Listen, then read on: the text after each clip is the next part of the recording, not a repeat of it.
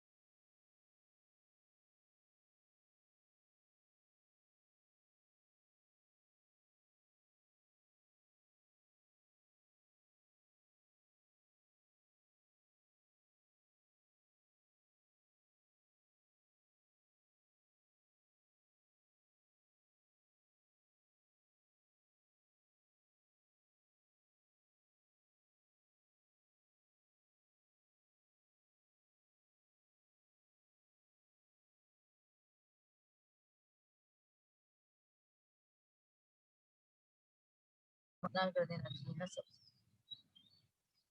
या श्री राधे कॉल वाले उसको ब्लॉक कर देना चाहिए।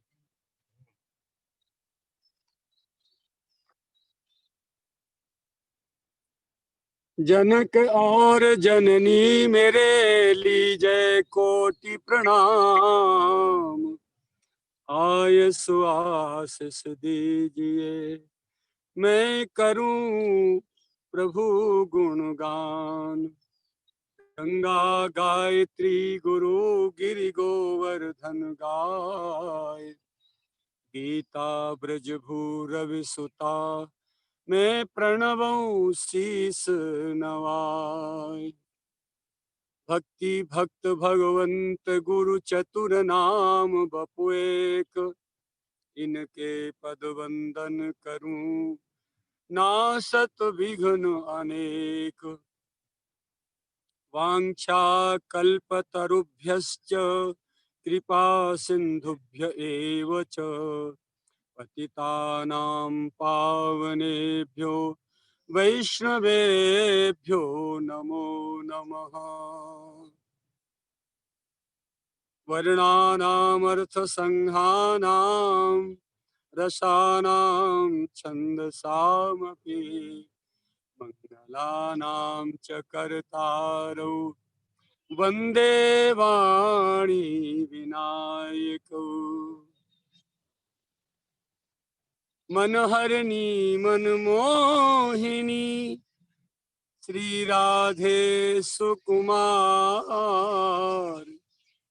कृपा करो करुणामयी मैं पर्यो तिहारे द्वार। नाम रूप लीला तेरी गाऊं आठो याम। कृष्णदास सदगुरु कृपा लाढ़ो पायो श्री ब्रज धाम। बिरद तिहारो स्वामिनी दीन जनन प्रतिपाल। गुण अवगुण देखे बिना तैनि कोटिन किए री निहाल। भलो बुरो खोटो खरो हूँ तेरो सुकुमार। भुज भरि कंठ लगाइए कृष्णदास बलिहार। वंदौ गुरुपद कंज कृपा सिंधु नर रूप हरि, महामोहतम पुंज। जासु बचन रवि कर निकर, जित में मेरे गुरु बसे, उत की चलियो ब्यार। गुरु में लगे मोह में लगे, मैं भवते है जाऊं पार। गुरु मूरति नैननो बसी, जिभ्या श्री गुरु नाम। हृदय सद्गुरु पद कमल, निस्दिन आठोयाम। गुरु मूरति मुख चंद्रमा, मेरे नैना दास चकोर। अष्ट प्रहर निरखत रहूं, श्री गुरु चरणन की ओर। जड़ चेतन जग जीव जत, सकल राम मैं जान। बंदो सबके पद कमल, सदा जोर जुग पान। श्री राम नाम मणि दीप धरु जीह देहरी द्वार। तुलसी भीतर बाहिर हूँ, जो चाहसी उजियार।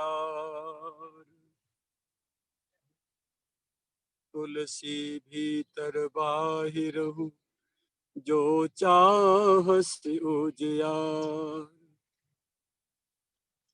श्री गिरिराज धरण की जय, सद्गुरुदेव भगवान की जय, अपने अपने मैया भगवान की जय, समस्त तीर्थवासी तीर्थ देवन की जय, और शंकर भगवान की जय, श्री राम जानकी ठाकुर की जय, श्री प्रियालाल जी की जय, राधा गोविंद भगवान की जय, गौ माता की जय, भारत के समस्त जड़ चेतन की जय। जय जय श्री राधे।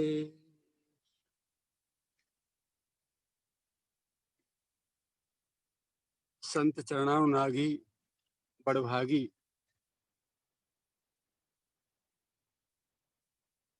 भगवान के मीठे मीठे प्यारे प्यारे लाडले आप सभी समुपस्थित समादरणीय समागत भाई बहन बुजुर्ग, मेरे सभी को मेरा यथा योग्य वंदन। जय श्री कृष्णा, राधे राधे और प्रणाम स्वीकार करें।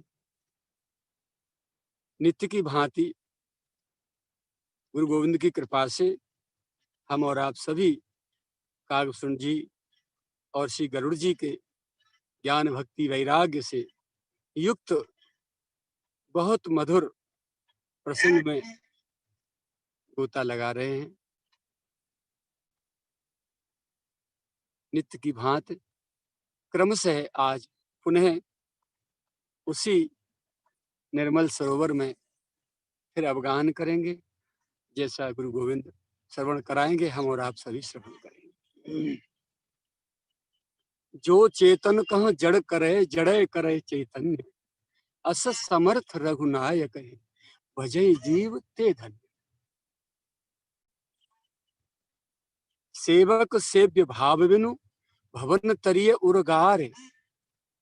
भजऊ राम पद पंकज, अस सिद्धांत विचार। सबसे पहले भगवान के साथ जो संबंध जुड़ता है, उस सेवक और सेव्य भाव से जुड़ता है। मैं सेवक हूं और मेरे ठाकुर मेरे सेव्य हैं, मेरे आराध्य हैं। इस सेवक सेव्य भाव के बिना कोई भी भगवान के मार्ग में प्रवेश नहीं कर सकता और ना ही आगे प्रगति हो पाती। भाई, पैर खड़े करने के लिए जगह तो चाहिए, तो ये भाव जो है, इस भाव की थोड़ी सी जगह है जिस पे हर भक्त जाकर के खड़ा हो सकता है।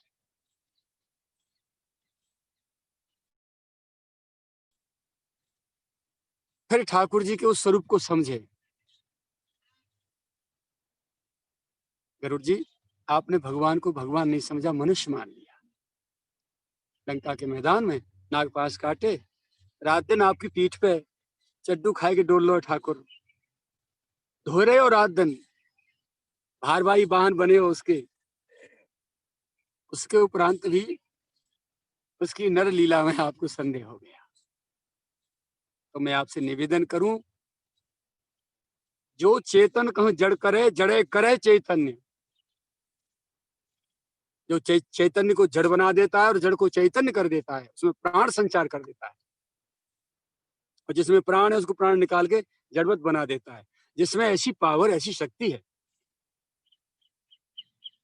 कर्तम अकर्तुम अन्यथा कर्तुम, जो भी कुछ है करने न करने योग्य, सब कुछ करने की उसको पावर है, सब कुछ शक्ति जो रखता है अपने पास। तो जो चेतन कहो जड़ करे, जड़े करे चैतन्य, अस समर्थ रघुनायक है। ऐसे समर्थ रघुवीर को भजय जीव ते धन्य।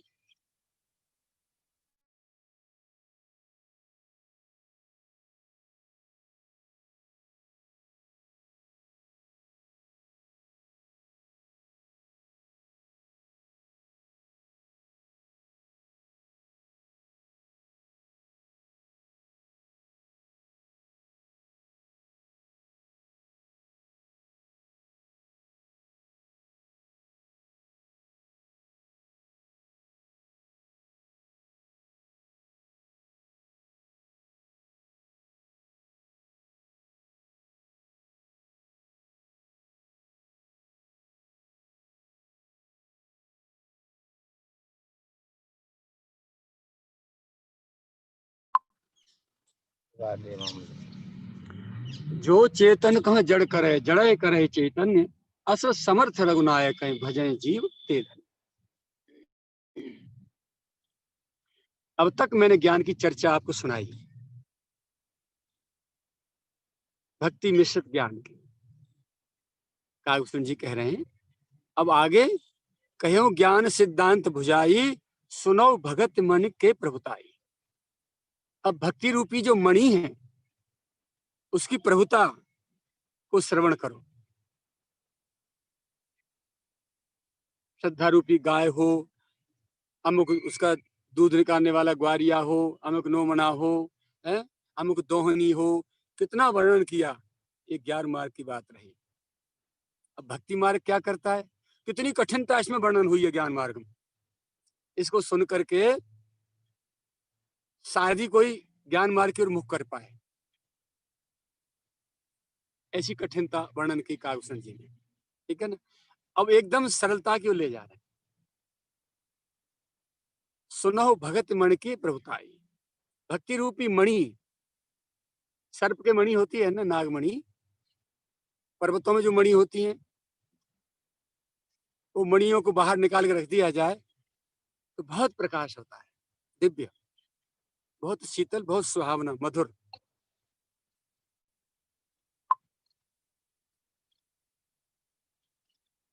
तो नागमणि जो है, नाग अपनी मणि को निकाल के रात्रि में, मध्य रात्रि में, और बाहर रख देता है अपने गले से निकाल के।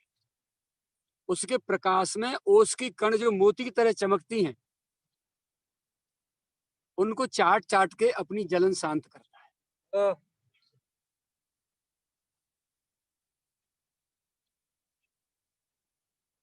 तो वही मणि, भक्ति रूपी मणि, राम भगत चिंतामणि सुंदर, श्री राम जी की भक्ति रूपी जो चिंतामणि है, बसाए गरुड़ जाके और अंतर। हे गरुड़ जी, जिसके हृदय में वास करती है, बस जाती है परम प्रकाश रूप दिन राति, उसके हृदय में तो भक्ति रूपी मणि का प्रकाश सहज में अपने आप होता ही रहता है। परम प्रकाश रूप दिन राति, नहीं कछु चाहिए दिया घृत बाती। अब तक जो दीपक और घी और बाती का जो वर्णन किया था, बोले उसकी जरूरत नहीं पड़ती भक्ति में। नहीं कछु चाहिए दिया घृत बाती, कुछ नहीं चाहिए। और सुनो, मोह दरिद्र निकट नहीं आवा। मोह रूपी जो अंधेरा है वो उस हृदय में नहीं फटक सकता जिसमें भक्ति रूपी मणि का प्रकाश है। मोह दरिद्र निकट नहीं आवा, लोभ बात नहीं ताय बुझावा। लोभ रूपी जो हवा है, आंधी है, वो उसे बुझा नहीं सकती। वो ऐसी स्वयं प्रकाश जो है प्रकाशित होने वाली मणि है, क्योंकि उसमें न कोई दिया है, न कोई बाती है, न कोई तेल है, न घी है। वो स्वयं प्रकाशित है। उसे न कोई आंधी हवा बुझा सकती, न कोई मोह रूपी अंधेरा उसे ढक सकता, उसके समीप नहीं आ सकता। प्रबल अविद्या तम मिट जाई। जिस हृदय में भक्ति रूपी मणि प्रकाशित हो रही है, उसमें अविद्या और विद्या दो तरह की माया बताई। एक रचय गुण जग बस जाके, प्रभु प्रेरित नहीं निज बल ताके। एक जीव को जाबस जीव पराभव कूपा, वो है अविद्या, जो संसारी विषयी प्राणियों को रगड़ती डोलती घसीटती डोलती। तो ऐसी अविद्या रूपी जो माया है भगवान की, प्रबल अविद्या तम मिट जाई। उसका जो अंधकार है मोह का, अज्ञान का, वो मिट जाता है उस हृदय में से जिसमें भक्ति रूपी मणि का प्रकाश होता है। बसै भगत जाके और माही। और खल कामादि निकट नहीं जाही। कामादिक काम क्रोध लोभ मोह मद मत्सर आदि ये विकार जो है उस अंतःकरण की छाया नहीं छू सकती, निकट नहीं जाही। बसै भगत जाके और माही। जिसके हृदय में भक्ति वास करती है, ये विकार उसके हृदय में नहीं जा सकते। गरल सुधासम अरहित होई। अमृत और जहर, विष, वो न शत्रु देखते न मित्र देखते, समान रूप से दोनों को रिजल्ट देते हैं। ऐसे ही भक्ति रूपी जो मणि है, वो न शत्रु देखती न मित्र देखती। जो अपने हृदय में उस मणि को रख लेगा, समान रूप से प्रकाशित कर देगी।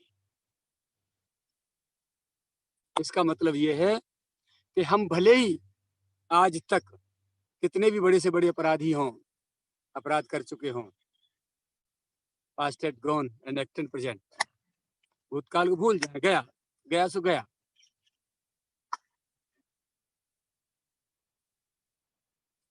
एक्ट इन प्रेजेंट, वर्तमान को संभाल लें।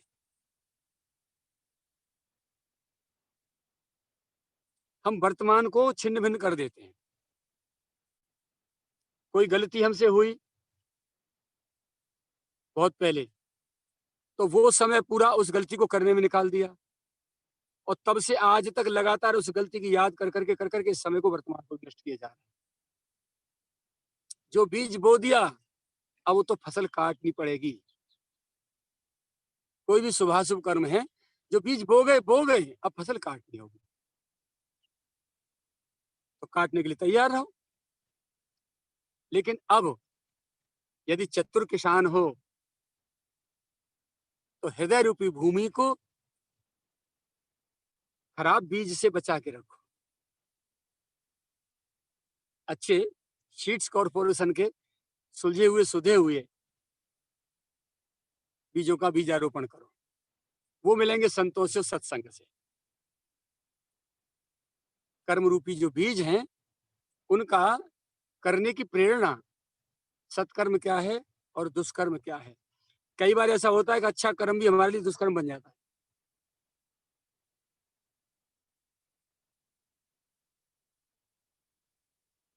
समाज में खड़ा है या कहीं कोई भला व्यक्ति खड़ा है, और हम आए, उस व्यक्ति को हमारे आने से पहले किसी ने बहुत बड़ी यातना दी, उसकी चोरी कर लिया, उसका कोई घर का आदमी मर्डर कर दिया, मार दिया, वो हमने नहीं देखा। लेकिन जब हम आए तो भला आदमी जो है, उसने उस आदमी को मारा, उस दुष्ट को, उसका वध किया। अब जब प्रशासन के सामने, पुलिस के सामने कहने का नंबर आया, तो हमने वो सत्य कह दिया जो देखा था। लेकिन उससे पहले जो सत्य था वो हमको पता नहीं थी। तो हमारे सत्य बोलने से जो सत्य का ग्राहक था, जो व्यक्ति जो निर्दोष था, जिसका कोई स्वजन मारा गया था, हमारे बोलने से और वो व्यक्ति जो है दंडित कर दिया गया। कर्म की गति बहुत गहन है। किसी व्यक्ति ने कोई गलत काम किया, हमने देख लिया, उसकी 4 जगह निंदा कर दी, तो निंदा करने से उसे तो वो कर्म करने से उसका फल मिला और हमें उसकी निंदा करने से वो फल मिला। उसके कर्म में हम साझी हो गए। तो कर्म के बीज जो हैं अपने शरीर से करने से ही नहीं बोए जाते, दूसरों की निंदा चुगली चर्चा करने से या उनका चिंतन करने से भी अपने भीतर बो दिए जाते हैं और उनका रिजल्ट होता है, उनका फल भोगना होता है। इसलिए बहुत सावधानी की आवश्यकता होती है।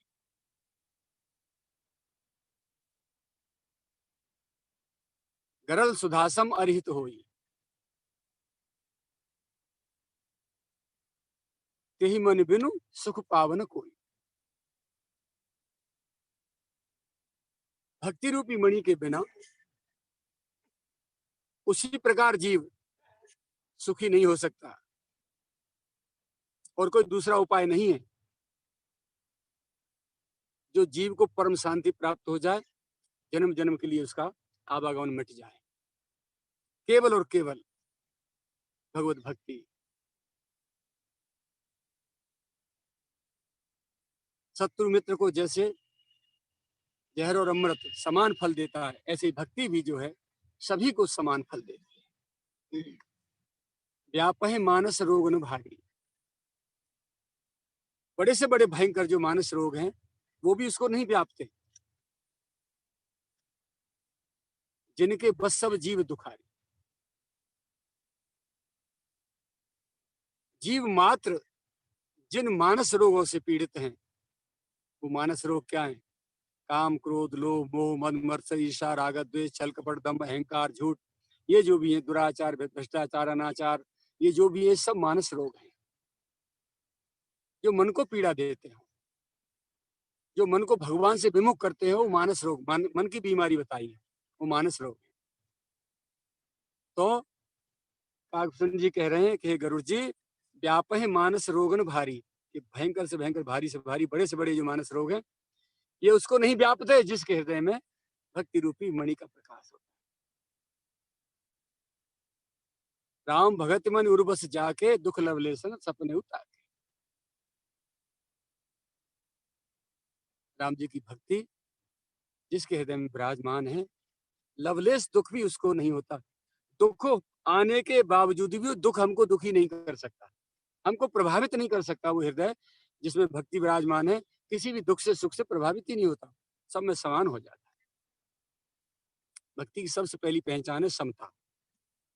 उसके व्यवहार में, विचार में, स्वभाव में, प्रकृति के मौसम में, मान अपमान में, दुख सुख में, लाभ हानि, संयोग वियोग में, भूख प्यास में, सब में समता आ जाती है। उसे कोई भी अनुकूल और प्रतिकूल परिस्थिति सुख दुखी नहीं कर सकती। ये भक्त का सबसे पहला लक्षण है। जब तक ये प्रभावित कर रहे हैं तब तक भक्ति कच्ची है।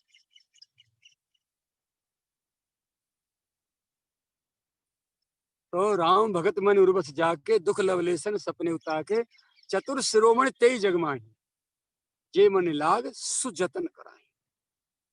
इस संसार में चतुर, चालाक, लेकिन चतुर शिरोमणि उनको कहा है जो खाए संसार को, पहरे संसार को और रहे संसार में और प्यार कर अपने यार पे। प्रेम प्रियतम से, प्रेम का व्यवहार उसकी सृष्टि से। सिया राम मैं सब जग जानी, करो प्रणाम जोर जुग। व्यवहार रूखा नहीं होता भक्त का, बहुत रसीला होता है।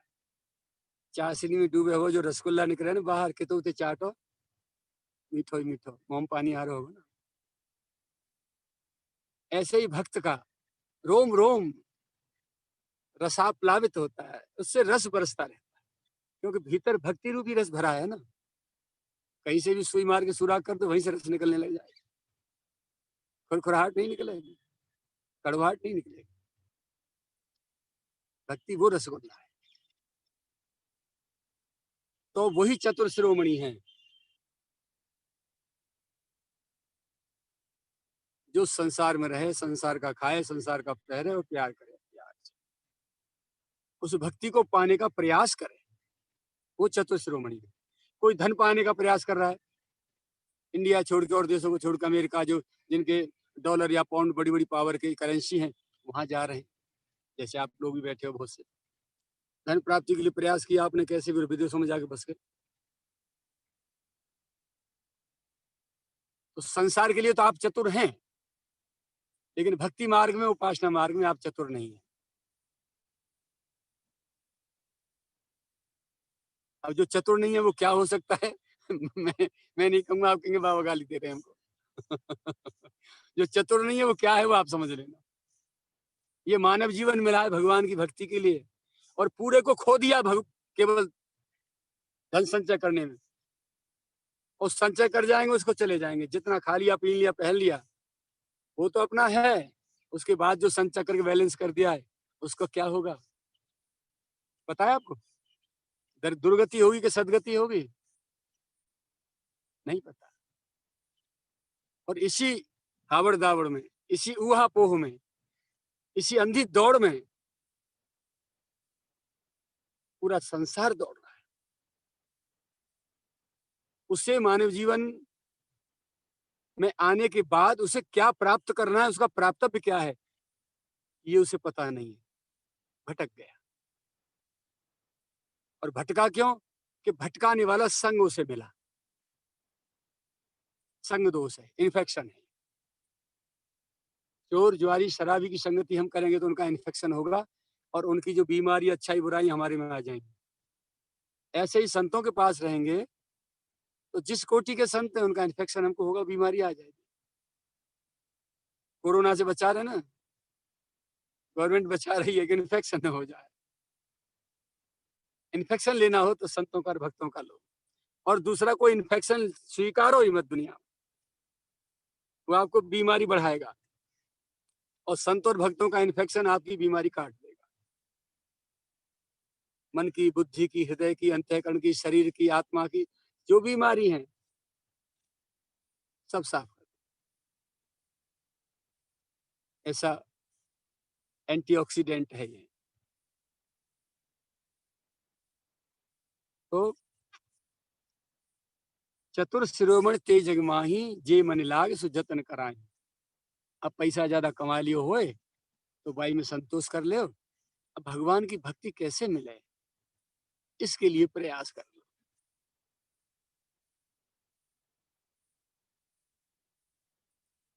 पैसा तो पड्डा भी कमा लेता है बुग्गी में जुत के। गधा ईंट और मिट्टी के बोरे धर के पीठ पे वो भी पैसा कमा लेता है। पैसा कमाना कोई बहुत बड़ी बात नहीं है, बहुत बड़ी चतुराई नहीं है, कोई भी कमा लेता है। चतुराई और महत्व की बात यह है कि कमाई को बचाने वाले कितने हैं।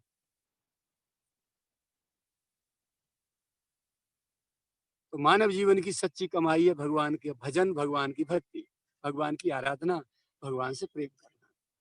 ये है मानव जीवन की सच्ची कमाई, और इससे हम दूर पहुंच गए। क्या रहा? अंटी खाली। धन जब तक हमारे पास है तो हमारे सभी नाते, रिश्तेदार, इष्ट मित्र और परिवारजन सब चिपके रहेंगे हमसे। और जब धन नहीं होगा तो कोई राम राम भी नहीं लेगा।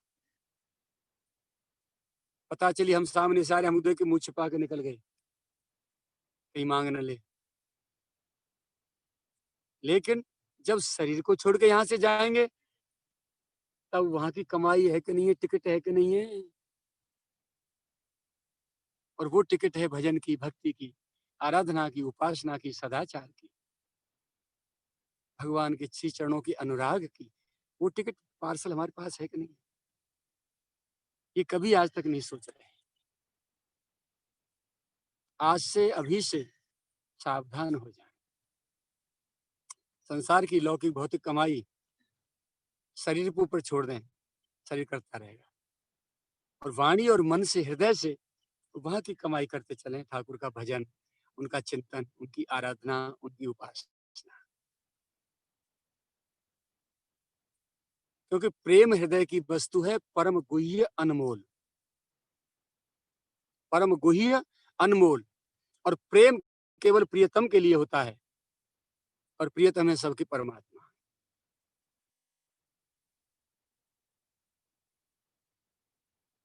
तो भगवान की भक्ति कैसे प्राप्त हो, कैसे भगवान के चरणों में अनुराग बढ़े, जितना प्रेम मोह ममता आसक्ति हमारी संसार में, अपनी संतान में, पति में, पत्नी में, माता पिता में, धन संपत्ति जायदाद मकान दुकान सब जिसमें है, ज्यादा नहीं तो कम से कम एक पार्टनर भगवान को ही बना ले। इतनी मोह ममता आसक्ति प्रेम कम से कम भगवान से हो जाए, बराबर तो लेके चलो बेचारे को। ज्यादा नहीं देना चाहते तो कोई बात नहीं, पक्के बेईमान हो तो कम से कम संसार की तुलना में तो कम से कम ईश्वर को रख लो। संसार में रात दिन झूठ सच बोल के छल करके अपना काम बनाते हैं, और संत और भगवान के पास भी जाते हैं तो भी वहां से भी संसार ही मांगते हैं, आत्मकल्याण नहीं मांगते।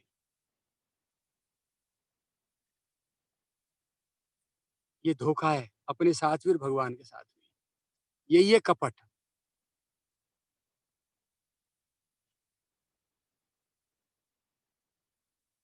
तो चतुर शिरोमणि तेज जगमाही, जे मन लाग सो जतन कराई। भक्ति रूपी मणि की प्राप्ति के लिए जो यत्न कर रहे हैं, जो प्रयास कर रहे हैं, वे ही चतुर शिरोमणि है। बाकी तो सभी मूर्ख, पक्के बेवकूफ। मैं नाम कह रहा हूँ बाबा तुलसीदास जी कह रहे हैं, कागभूषण जी कह रहे हैं, मत मेरी मेरी माथे मर दो कि बाबा गाड़ी दे रहा हूँ। अब क्या आगे कह रहे हैं, सोमनि जदपि प्रगट जगह हई, पर राम कृपा बिनु नहीं को लहई। यद्यपि वो मणि जो है संसार में खुली पड़ी है सब जगह, पर उसको पहचानने के लिए हमारे पास नेत्र नहीं है, आंख नहीं है। वो बिना प्रभु श्री राम की कृपा के कोई प्राप्त नहीं कर सकता। सुगम उपाय पाएबे केरे, घबराइए मत। कागभूषण जी कह रहे हैं उसकी प्राप्ति के उपाय कोई कठिन नहीं है, अत्यंत सुगम उपाय है। सुगम उपाय बहुत सरल सहज, पाएबे केरे, नर हतभाग्य देहि भट भेरे। परंतु हाय रे दुर्भाग्य, जीव का दुर्भाग्य के उसको भी किसी न किसी में, किसी किसी माध्यम से अपने आप को, मन बुद्धि को भटका के और उससे दूर हो जाता है, उसे नहीं पहचान रहा, उसे पाने का प्रयास नहीं कर रहा। नर हतभाग्य देहि भट भेरे, पावन पर्वत वेद पुराणा, राम कथा रुचिरा कर नाना। वेद पुराण रूपी जो शास्त्र रूपी जो पर्वत है ना, बड़े बड़े पवित्र और विशाल, उन शास्त्रों की जो कथा संतों के मुख से जो निकलती प्रवाहित होती है, जैसे हिमालय से, हिमालय पर्वत है, और गौमुख में से गंगा जी निकल रही, यमुनोत्री से जमुना जी निकल रही, और वहां से थोड़े से में निकल रही। ऐसे ही संत जो हैं, वेद पुराण रूपी जो पर्वत हैं, उनमें से ये गौमुख रूपी संत बैठे हैं। इनके मुखार बिंद से भगवान की भक्ति, प्रेम, ज्ञान, वैराग्य, त्याग से संपन्न जो कथाएं प्रवाहित होती हैं, उनसे भक्ति प्राप्त होती है।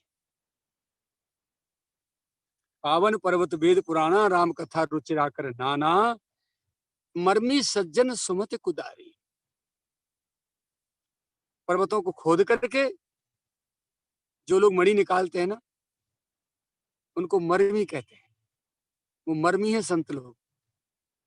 उस सुमत कुदारी, सद्बुद्धि रूपी कुदाल से उन वेदों को कुरेदते हैं ना, पर्वत रूपी वेदों को सद्बुद्धि रूपी कुदाल से जो मर्मी, जो सज्जन रूप है, संत रूप है, जो संत लोग हैं, वो उसको कुरेद के मणि को निकालते हैं। मर्मी सज्जन सुमत कुदारी, ज्ञान विराग नयन उर्गारी। ज्ञान और वैराग्य के दोनों नेत्रों से अच्छी तरह से उसका अर्थ समझते हैं, और तब भाव सहित खोजे जो प्राणी, उन संतों के पास जो भाव से जाएगा, उनके सी चरणों में जो भाव रखेगा, निश्चल निष्कपट भाव से, भाव सहित खोजे जो प्राणी, पाव भगत मन सब सुख खानी। सारे सुखों की खान भक्ति को पा जाएगा।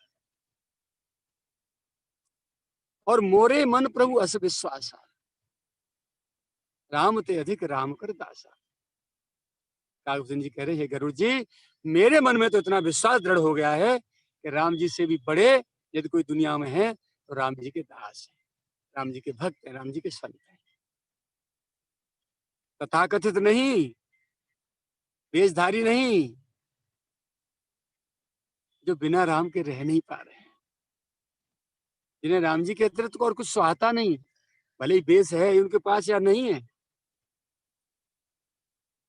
चित्त में उनके विकार नाम की चीज नहीं है, भौतिक पदार्थों की कामना जिनको छू नहीं गई है, संसार में जिनकी कहीं कोई आसक्ति मोह ममता राग नहीं है, किसी से द्वेष नहीं है, और अंतःकरण का पूरा पावर, पूरी की शक्ति राम जी से प्यार करने में, ठाकुर से प्यार करने में लगी है,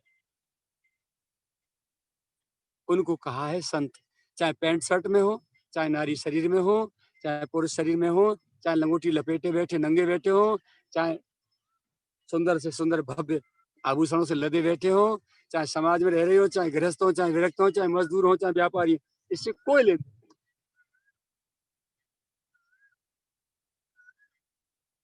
मरमी सज्जन सुमति कुदारी, ज्ञान विराग नैन उर्गारी, भाव सहित खोजे जो प्राणी, पाव भगत मन सब सुख खानी।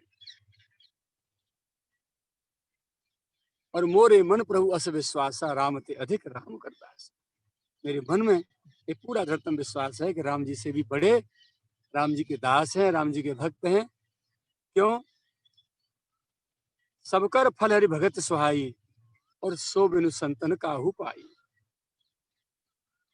राम सिंधु घन सज्जन धीरा, चंदन तरु हरि संत समीरा। राम जी जैसे मानो समुद्र हैं, प्रेम के समुद्र हैं, और घन सज्जन धीरा, घन के बादल जो बरसते हैं, समुद्र में से मानसून बन के उठाते हैं पानी, जो मेघ, जो बादल, और आके प्रजा के क्षेत्रों में वर्षा कर देते हैं, उनका अकाल भुखमरी और बीमारी सबको मिटा के उनकी जलन शांत कर देते हैं। ऐसे ही राम जी रूपी समुद्र में से उनके प्रेम रूपी भक्ति रूपी जल को भर के संत रूपी बादल जब वर्षा कर देते हैं, और चंदन तरुहरी, दूसरा उदाहरण, चंदन का वृक्ष जैसे भगवान हो, और संत समीरा, संत रूपी समीर हवा जब चलती है तो शीतल मंद सुगंध, चंदन की सुगंध को लेकर के वो हवा जैसे बहुत बहुत दूर तक वातावरण को सुगंधित कर देती है, आनंदित कर देती है, प्रफुल्लित कर देती है। वैसे ही संत जो हैं, भगवान की भक्ति और प्रेम की सुगंधी को बहा के ले जाते हैं, और समाज में बैठे हुए भक्तों को, ठाकुर के लाडलों को आनंदित और सुगंधित कर, सुगंधी से भर देते हैं, भक्ति के सुगंध से महका देते हैं। सबकर फल हरि भगत सुहाई, सो बिनु संत न काहू पाई। सारे साधनों का फल है भक्ति, सुहावनी सुखदाई भक्ति, और वो भक्ति बिना संतों के आज तक किसी को न प्राप्त हुई न होगी। भक्ति कहाँ प्राप्त होती है? संतों के इसी चरणों से। अब ये अपने सौभाग्य की बात है कि हमें संत किस स्तर का मिल रहा है, और उसमें भी कहीं न कहीं हम ही जो है, हमारी पात्रता का अपना एक उत्तरदायित्व रहता है। हमारे चित्र में भगवान के प्रति और संसार के प्रति चाह दो प्रकार की, एक भगवान से चाहना और एक भगवान को चाहना। भगवान से चाहना बनी रहेगी, इसका मतलब कोई भी संसार की पदार्थ, व्यक्ति, वस्तु, स्थान कुछ भी हो सकता है। तो जब तक लौकिक पदार्थों की चित्त में चाह बनी रहेगी, तब तक हमको भक्ति का सुख नहीं मिलेगा और ना ही सच्चे संत मिलेंगे। भजन पूजा पाठ कर रहे हैं, उसके बदले भगवान हमारी मनचाही वस्तु दे देंगे, चलो चलो। तो सकामी को उसकी मनचाही वस्तु मिलती है, भगवान नहीं मिलते, आत्म शांति नहीं मिलती। क्योंकि जो भौतिक पदार्थ उसने चाहे भजन करके, पूजा पाठ करके, उनका रिजल्ट अशांति है। प्राप्त होंगे तो सुख मिलेगा और जब छूटेंगे तो अशांति और कलह होगा, दुख होगा। तो परिणामतः है भौतिक पदार्थ सारे के सारे, चाहे कोई व्यक्ति हो, चाहे कोई वस्तु हो, चाहे कोई स्थान हो, चाहे कोई धन हो, जायदाद हो, कोई भी ऐशो आराम की वस्तु है, वो सारी की सारी अंततः दुखदाई है। तो भगवान से चाहना और एक भगवान को चाहना, जब भगवान को चाहना शुरू हो जाएगा, तब गारंटी है और प्रामाणिक बात है कि आपको सच्चे संत की शरणागति अवश्य मिलेगी। फिर कोई चीज अलग भी नहीं रह जाएगी। हम जो चाहेंगे, भगवत आराधना, भक्ति, प्रेम संबंधी सब कुछ प्राप्त होगा। अब हम क्या चाहते हैं, ये हमारी बुद्धिमानी पर, हमारी संगति पर, हमारे विवेक पर निर्भर करता है। सब कर फल हरि भगत सुहाई, सो बिनु संत न काहू पाई। अस विचार जो कर सतसंगा, ऐसा विचार के, ऐसा जान के जो व्यक्ति संतों का संग करता है, राम भगत ते सुलभ विहंगा। हे पक्षीराज, उसके लिए राम जी की भक्ति सुलभ हो जाती है, सहज हो जाती है, उसे सहज में प्राप्त हो जाती है। ब्रह्म पयो निधि मंदर, ज्ञान संत सुरवाहि, कथा सुधा मथ काढ़े, भगति मधुरता जाय। विरति चर्म अस ज्ञान मद, लोभ मोह रिपुमार, ये पाई सो हरि भगति, देखु खगेश विचार। ब्रह्म पयोनिधि मंदर ज्ञान संत सुर आहे, कथा सुधा मथ काढ़े, भगत मधुरता जाए। जैसे दैत्य और देवताओं ने मिलकर के समुद्र मंथन किया था, मंदराचल का जो है मथानी बनाई, और बासुकी नाग, शेषनाग की जो है अपनी वो नेति बनाई। मंदराचल की रई और बासुकी नाग की जो है नेति बनाई, और एक और जो है दानव लगे, दूसरी ओर देवता लगे, तब समुद्र मंथन किया, जिसमें से 14 रत्न निकले। तो यहाँ गोस्वामी जी उसकी उपमा देते हुए कह रहे हैं कि ब्रह्म पयोनिधि मंदर, ब्रह्म पयोनिधि, ब्रह्मरूपी जो निराकार जो ब्रह्म है, वो मंदराचल है, वो है समुद्र, ब्रह्म पयोनिधि। और मंदर ज्ञान, ज्ञान रूपी जो मंदराचल की मथानी, संत सुर आहे, संत समाज जो है सारा का सारा, वो मानो उनको मंथन करने वाले हैं। कथा सुधा मथकार है, कथा रूपी अमृत निकालने के लिए उन्होंने मंथन किया, किसका? ब्रह्म रूपी समुद्र का, और उसको विवश करके निर्गुण से सगुण साकार बना के लीला करा दी। लीला कर जो वेद शास्त्रों ने लिख के रख दी, उसका मंथन किया, उसमें से कथा से फिर वो जो है भक्ति रूपी अमृत निकल के आया, भगवान का प्रेम रूपी मधुर अमृत निकल के आया। तो संतों ने मंथन किया ब्रह्म रूपी समुद्र का अपने ज्ञान रूपी मंदराचल से। कथा की मथानी बना के, मटकी जब मंथन किया, तो उसमें से भक्ति रूपी माखन निकल के आया, अमृत निकल के आया। तो हे गरुड़ जी, विरति चर्म असी ज्ञान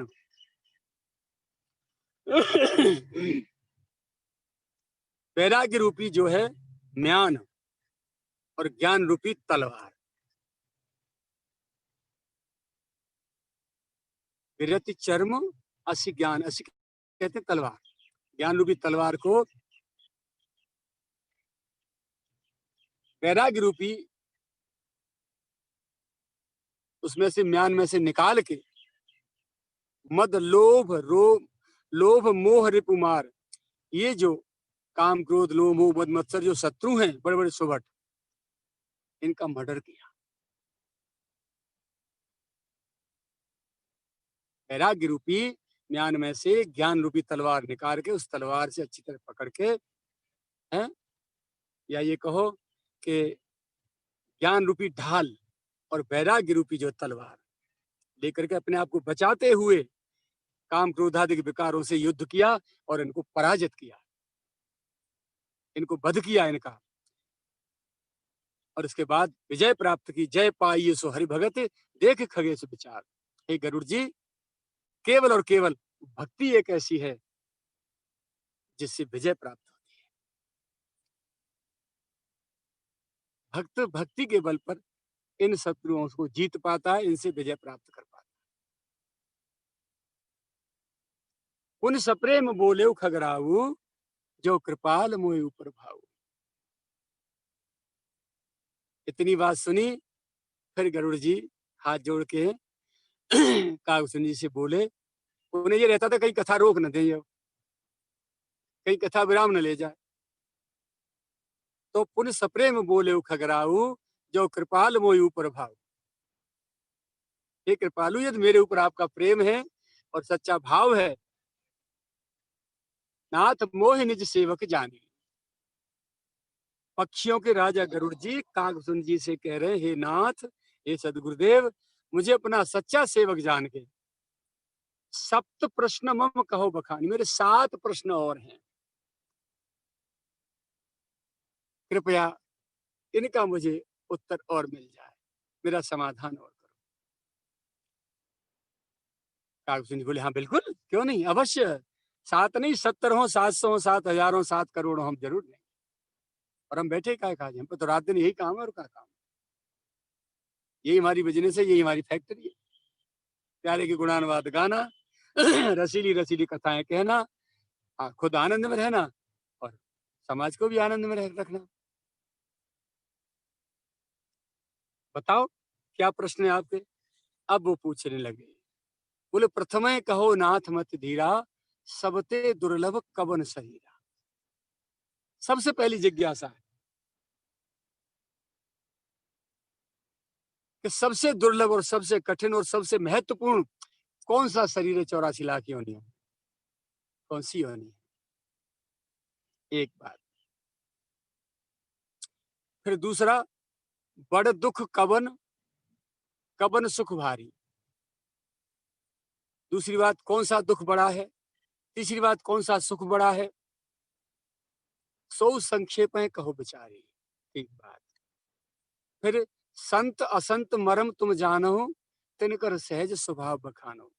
संत कैसे होते हैं, उनका स्वभाव कैसा होता है, उनके आचरण रहनी कैसी होती है, और असंत कैसे होते हैं, उनका स्वभाव और व्यवहार आचरण सब कैसे होते हैं, ये मेरे को बताओ। आगे, कवन पुण्य श्रुति विदित विशाला। इस सृष्टि में, संसार में सबसे बड़ा पुण्य क्या है। कहो कवन अघ, और कौन सा पाप सबसे बड़ा है। कहो कवन अघ परम कराला, कौन सा बहुत ज्यादा कठिन जो है पाप कौन है, घोर पाप का है। मानस रोग कहो समझाई। फिर मानस रोग क्या होते हैं, कैसे होते हैं, किनको मानस रोग कहा जाता है। मानस रोग कहो समझाई, तुम सर्वज्ञ कृपा अधिकारी। क्योंकि आप सर्वज्ञ हैं, इसलिए आप मेरे को मानस रोगों की परिभाषा देके बताओ। ये 7 प्रश्न जो है गरुड़ जी ने कागभूषण जी से करे। कागभूषण जी बोले, तात सुनहो सादर अति प्रीति। जैसे अब तक कथा सुनते आ रहे हो, ऐसे ही आदर से और प्रेम से। तात सुनो सादर अति प्रीति, मैं संक्षेप कहूं यह नीति। संक्षेप में मैं तुम्हें तुम्हारे प्रश्नों का उत्तर देता हूं, इस नीति को समझाता हूं कि ये क्या है। तो सबसे पहले नर्तन सम नहीं कबन्यु देहि। मानव शरीर के समान तो इस सृष्टि में 84 लाख में से कोई भी इसकी समता में अच्छा नहीं है। सबसे अंतिम है और सबसे टॉप क्लास लास्ट में। जब सृष्टि की रचना कर दी पूरी, तब ब्रह्मा जी सोचने लगे कि इतने ये भूत प्रेत कीड़ा मकोड़े जीव जंतु पशु पक्षी सब की रचना हो गई, पर मेरी रचना तो बेकार ही गई, क्योंकि इनमें से एक भी ऐसा नहीं है जो मेरी रचना को सफल कर सके, भगवान की भक्ति करके भगवान को प्रसन्न कर सके। तो सबसे अंत में उन्होंने मानव देह की रचना की। तो सबसे अंतिम है और सबसे प्रथम भी है। 84 लाख योनियों में तुलना में सबसे नंबर 1 की है। तो नरतम समनी कवन्यु देहि, जीव चराचर जातत तेहि। चराचर जगत के सारे जीव इसी के लिए भगवान से प्रार्थना करते हैं, अपनी नार की जो है योनियों को कष्टों को भोगते भोगते, प्रभु एक बार कैसे भी कृपा करके हमारा नंबर ले लो, हमें मनुष्य बना दो, तो हम आपका भजन और सत्कर्म करके आपको रिझा के इस आवागमन से, इस नरक योनि से हम अपनी पिछाई छुड़ा लेंगे। और कृपा करके प्रभु ने मानव शरीर दे दिया, भगवान ने दे भी दिया। फिर हमने क्या किया, इंडिया छोड़ के अमेरिका भागे, इंग्लैंड भाग गए, स्विट्जरलैंड भाग गए ऑस्ट्रेलिया अफ्रीका भाग गए, कुवैत भाग गए, रसिया भाग गए, कहाँ कहाँ भजे डोल रहे। पर जो वादा किया था उसको भूल गए, वो पूरा नहीं किया। तो नरतम सम नहीं कबन्यु देहि, जीव चराचर जाचत तेहि। परमात्मा से कहा था मुझे मनुष्य बनाओ, तो मैं आपका रात दिन भजन करके सत्कर्म करके आपको रिझा लूंगा और अपना आवागमन से मुक्ति पा लूंगा। और यही नहीं किया, बाकी सब कुछ किया। स्पर्श जन्य जो सुख हैं वो तो नार की योनियों में भी प्राप्त हो जाते हैं, लेकिन मनुष्य योनि पा करके भी यदि हम उसी में अटके रह जाएं, तो इससे बड़ी भूल और मूर्खता दूसरी कुछ नहीं हो सकती। मानव शरीर प्राप्त हुआ है तो भगवान ने केवल और केवल अपने लिए दिया है हमको, कि तू मेरा भजन कर और मेरे को प्राप्त कर ले।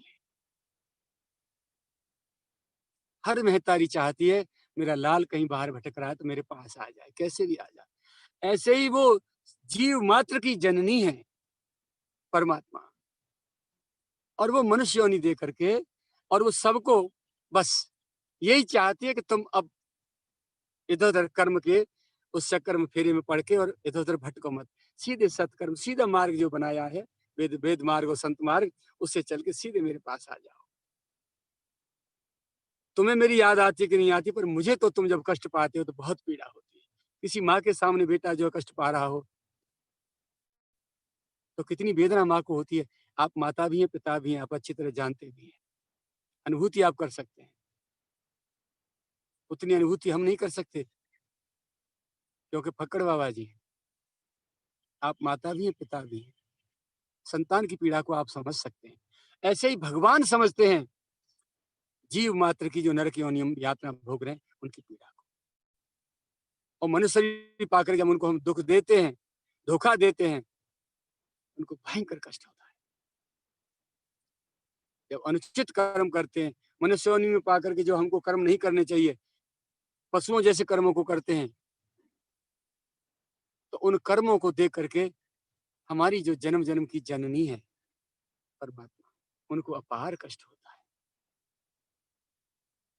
आज से ही संकल्प कर लें,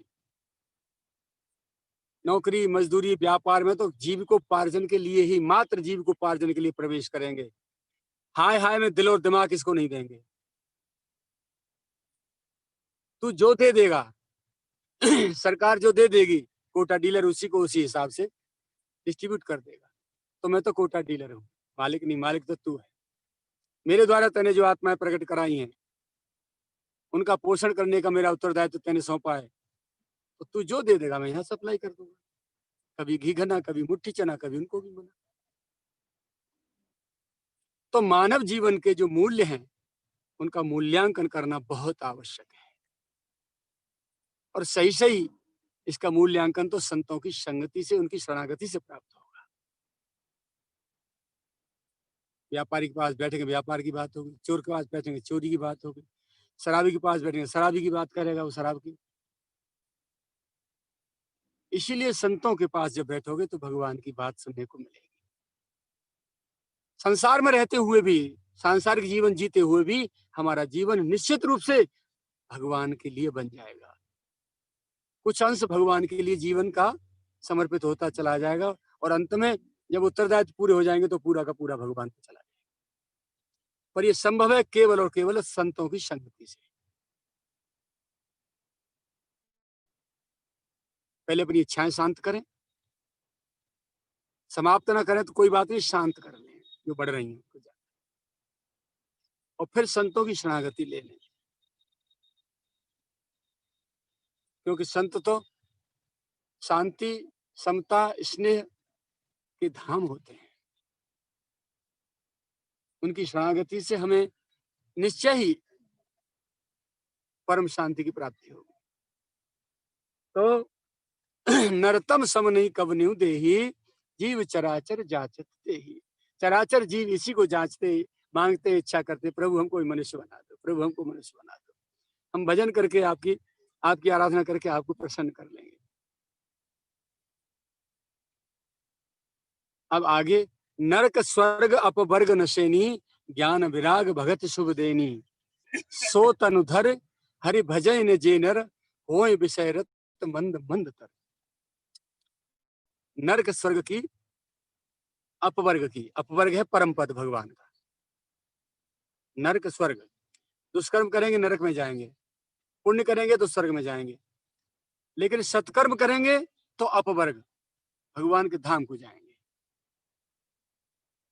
ये जो मानव शरीर है ये नरक स्वर्ग और अपवर्ग परम पद की नशेनी है। नरक स्वर्ग अपवर्ग नशेनी, नशेनी माने सीढ़ी, जीना।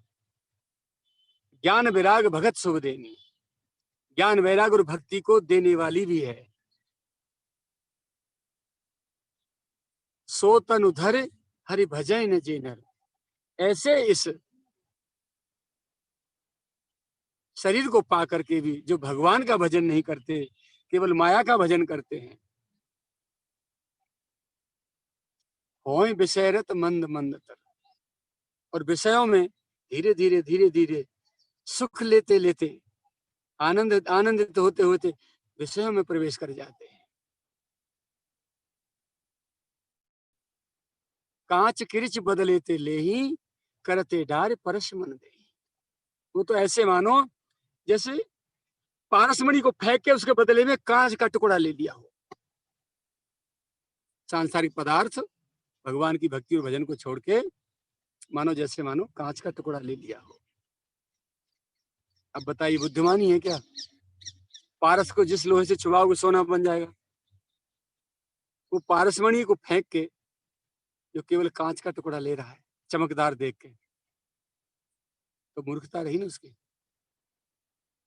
कांच किरिच बदलेते ले ही, करते दार परसमन दे ही। पारसमणि को हाथ से फेंक देते हैं। अब नहीं दरिद्र सम दुख जग माही। दुख पूछा आपने कि दुख क्या चीज है, सबसे बड़ा दुख क्या है, तो बोले दरिद्रता से बड़ा कोई दुख नहीं। अब दरिद्रता जो है पैसे की तो है ही है, लेकिन विचारों की दरिद्रता, आचरण की दरिद्रता, व्यवहार की दरिद्रता, दुराचार की दरिद्रता भी दरिद्रता कही जाती है। गंदे गंदे विचार मन में बना रहे हैं बैठ करके, ये दरिद्रता है विचारों की। ऐसे ही नहीं दरिद्र सम दुख जग माही, और संत मिलन सम सुख जग नाही। संतों के मिलन के समान कोई दूसरा सुख नहीं है, और दरिद्रता के समान कोई दूसरा दुख नहीं है। परोपकार वचन मन काया, संत सहज स्वभाव खगर आया। क्योंकि संतों के समान प्राप्ति के समान सत्संग के समान सुख क्यों नहीं है? क्योंकि संत निरंतर परोपकार में लगे रहते हैं, दूसरों का हित करने में लगे रहते हैं। परोपकार वचन मन काया, मन वचन कर्म से दूसरों का उपकार ही करते हैं, भलाई करते हैं। संत सहज स्वभाव खगर आया।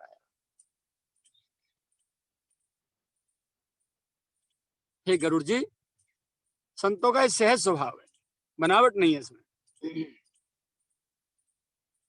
संत सहे दुख परहित लागी, दूसरों के हित के लिए संत दुख भी सहन कर लेते हैं।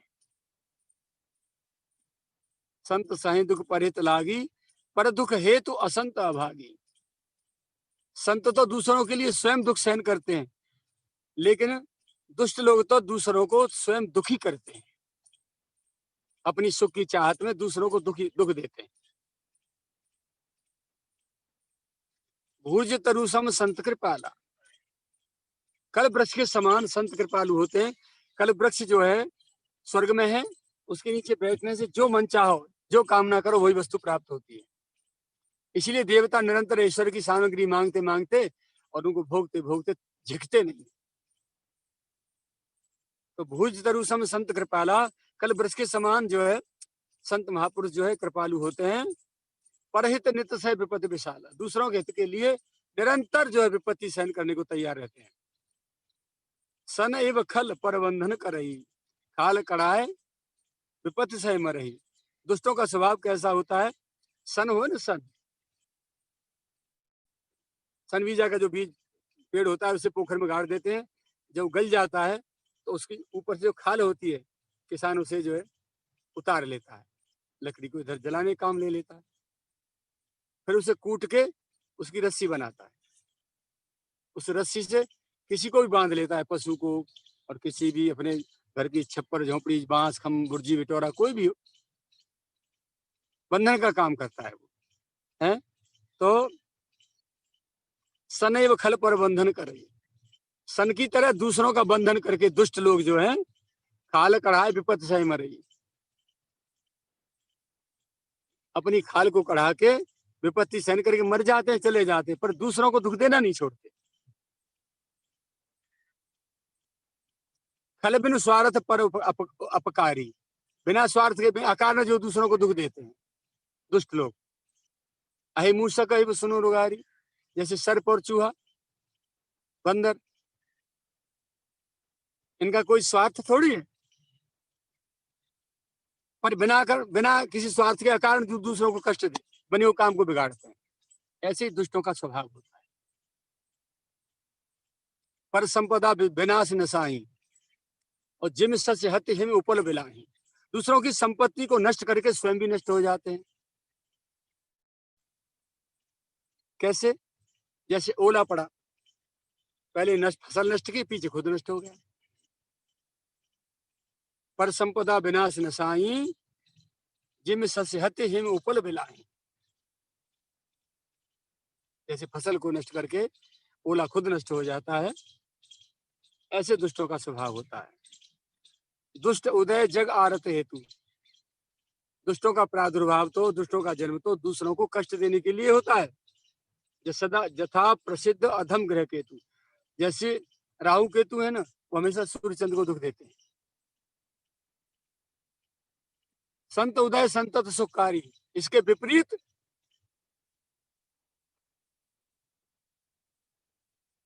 संतों का जो उदय होता है संसार में, संतों का जो प्रादुर्भाव होता है, वो दूसरों को सुख देने के लिए होता है।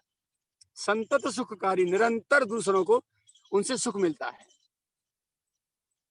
विश्व सुखद जिम इंदु तमारी, जैसे सूर्य चंद्र से, उनके प्रकाश से संसार को सुख मिलता है, ऐसे ही संतों से निरंतर समाज को सुख मिलता है। अब परम धर्म श्रुति विदित अहिंसा, सबसे बड़ा धर्म क्या है? अहिंसा, यानी मन वचन कर्म से किसी को कष्ट ना देना। ये जो है सबसे बड़ा धर्म है। और परनिंदासम अघनगरीशा, परनिंदा के समान दूसरा कोई पाप नहीं है। हर गुरु निंदक दादुर होई। अब निंदकों के रिजल्ट बता रहे हैं कि किस किस की निंदा करने से क्या क्या योनि प्राप्त होती है। हर गुरु निंदक दादुर होई। भगवान शिव का और गुरु जी का जो निंदक है, जो निंदा करता है, वो हजारों जन्मों के लिए मेंढक की योनि प्राप्त करता है। टर टर टर टर कर तो डोले पोखरा कुंडन में, गंदी नाली में। दुज निंदक बहु नरक भोग करे। दुजाति मात्र का जो निंदक होता है वो बहुत से नरकों को, योनियों को भोग करके, यातनाओं को भोग करके जग जन्मय बायस शरीर धर, वो कौआ को शरीर धर के प्रकट हो संसार में। उसे कौआ की योनि प्राप्त होती है जो दूसरों की निंदा करता है। सुरसुत निंदक जे अभिमानी। ये अभिमानी लोग जो है देवता और शास्त्रों की जो निंदा करते हैं, रौरव नरक पर रहते प्राणी, घोर नरक में जाके यातना भोगते हैं। होय उल्लू को संत निंदारत। संतों की निंदा करने वाले उल्लू की योनि प्राप्त करते हैं। मोह निशा प्रिय ज्ञान भानुवत। जैसे उसको, उल्लू को अंधेरी रात ही प्रिय है ना, ऐसे ही निंदकों को जो है, दूसरों की निंदा करने वालों को मोह रूपी जो निशा है रात्रि, वो अधिक प्रिय होती है। और सबके निंदा जे जड़ करही ते चमगादड़ हो अवतरही। जो सबकी एक लंगे तो सबकी निंदा ही करते हैं, कभी प्रशंसा ना करें, वे चमगादड़ की योनि में जाते हैं। सुनो तात अब मानस रोगा। आपके 7 प्रश्नों का उत्तर मिल गया। अब मानस रोग आपने पूछे तो मानस रोग क्या है, अब सुनो। सुनो तात अब मानस रोगा, जिनते दुख पावे सब लोगा। जिनके वशीभूत होकर के सभी जीव जो है, सभी लोग जो है कष्ट और दुख पाते हैं भयंकर, वो मानस रोग क्या है मैं समझाऊं। मोह सकल व्याधिन कर मूला। सबसे पहला मानस रोग बीमारी है, मन की बीमारी है मोह। इस सारी व्याधाओं की जड़ है। मोह सकल व्याधिन कर मूला, तिनते पुण्य उपजे बहु सूदा। इस बीमारी से बहुत से कष्टों का जन्म होता है।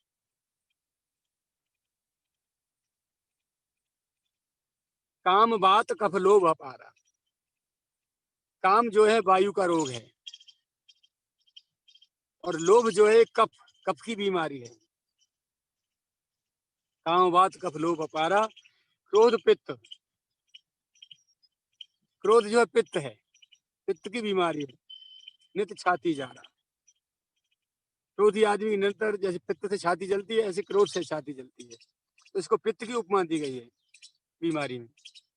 अब प्रीत करें जो तीनों भाई, काम क्रोध लोभ तीनों यदि एक साथ हो जाए किसी व्यक्ति को, तीनों बीमारी एक साथ इकट्ठी हो जाए, तो प्रीत करें जो तीनों भाई, बात पित्त कफ तीनों इकट्ठे हो जाए, तो उपजय सन्निपात दुखदाई। सन्निपात जो है बीमारी पैदा हो जाती है उस व्यक्ति को, फिर वो बचता नहीं है, उसकी मृत्यु होती है। और सन्निपात ग्रस्त जो रोगी होता है वो अपने और पराये को नहीं पहचानता, विवेक नष्ट हो जाता है। तो काम क्रोध और ये जो मोह है, इनके वशीभूत होकर के जीव जो है अपने अस्तित्व को भूल जाता है, विवेक नष्ट हो जाता है। प्रीत करें जो तीनों भाई, उपजय सन्निपात दुखदाई। विषय मनोरथ दुर्गम नाना। फिर भटकता है मनोरथों में, ऐसो है जा, ऐसो है जा, ऐसो है जा, ऐसो है जाए। अब होगो थोड़ी वो तो वो होगा जो भाई मंजूर होगा, जो उसे मंजूर होगा वो होगा, तेरे मनोरथ पूरे नहीं होंगे। तो विषय मनोरथ दुर्गम नाना, माने दुर्गम जंगल या दुर्गम पहाड़ है पर्वत है चढ़ाई के लिए, विषय रूपी जो मनोरथ है, ये सब सूल नाम को जाना। इतने भयंकर कष्ट हैं कि इनके कौन नाम जान सकता है।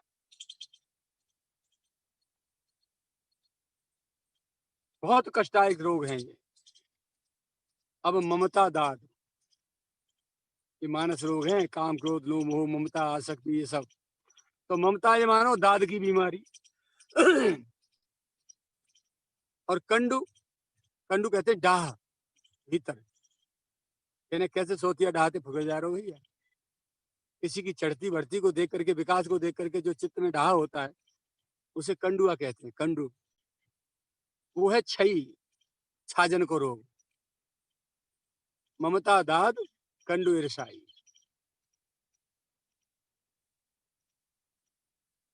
हर्ष विषाद ग्रह बहुताई। हर्ष विषाद ये गले के रोग हैं, ये कंठमाला होती है ना, गांठ गांठ हो जाती है, ऐसे मानो हर्ष और विषाद जो है ये कंठ की बीमारी है। पर सुख देख जरन सोय छई। दूसरे को हर्षित देख करके अपने को विषाद में आ जाना और उसको दुख देने की कोशिश करना, ये जो है कंठमाला जैसी बीमारी है। पर सुख देख जलन सो क्षय। दूसरों को सुखी देख करके जो जलन होती है वो क्षय रोग है या छाजन का रोग है, दोनों अर्थ लगाए जा सकते हैं। कुष्ठ दुष्टता मन कुटिल। मन की जो कुटिलता है, जो दुष्टता है, वो मानो कोढ़ की बीमारी है। अहंकार अति दुखद डमरुआ। अहंकार मानो ये डमरुआ, मानो गांठों का जोड़, जोड़ों की गांठों की जो बीमारी होती है वो डमरुआ।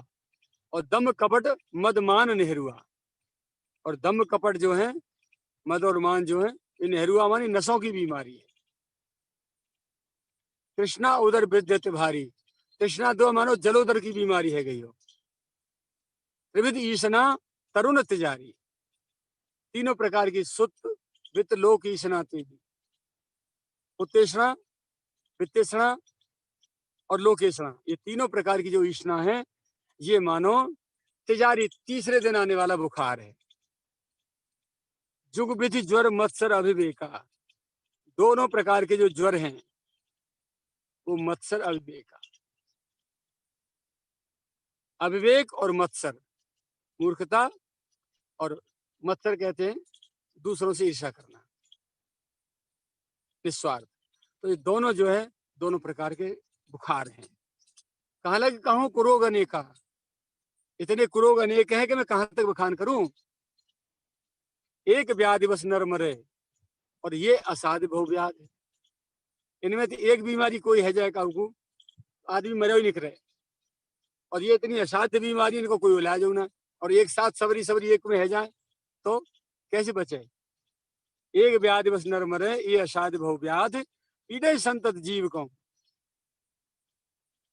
निरंतर जो है जीवात्मा को ये पीड़ा देते रहते हैं।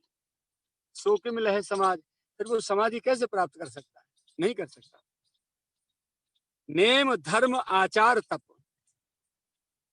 नेम धर्म आचार तप, ज्ञान यज्ञ जप दान, भेषज पुन कोटि नहीं रोग जाए हर जान। करोड़ों उपाय करने के बावजूद भी ये बीमारी कटती नहीं है। कितना मधुर प्रसंग है। तो आज प्रसंग को यहीं विराम देते हैं, आपका समय हो रहा है। आगे फिर कल बात करेंगे। श्री गिरिराज धरण की जय।